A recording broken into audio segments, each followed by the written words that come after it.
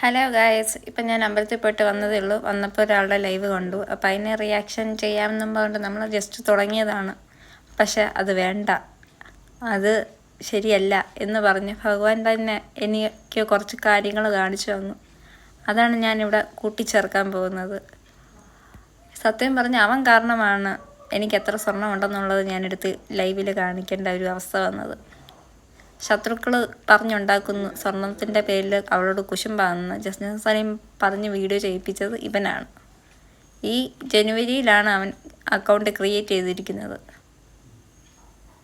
ഇങ്ങനെയുള്ളവനെയാണ് എല്ലാവരും തലയിൽ വെച്ച് കൊണ്ട് നടക്കുന്നത്. എന്നെ തെറ്റിദ്ധരിച്ചവർക്കുള്ള ഒരു ഇതും കൂടാണ്.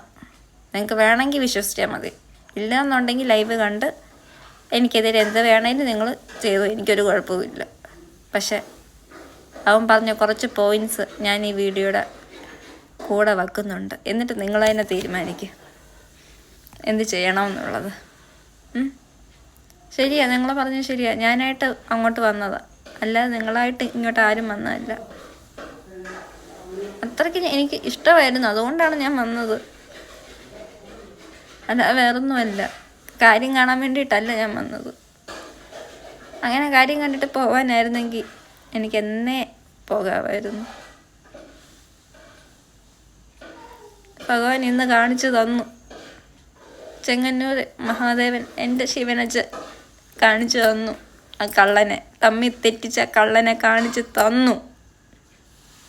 നെഞ്ചി കൈ വെച്ച് ഞാൻ പറയുക, തമ്മി തെറ്റിച്ചത് അവള്, വേറെ ആരുമല്ല. ഇത് വിശ്വസിക്കാൻ പറ്റുമെങ്കിൽ വിശ്വസിക്കാം.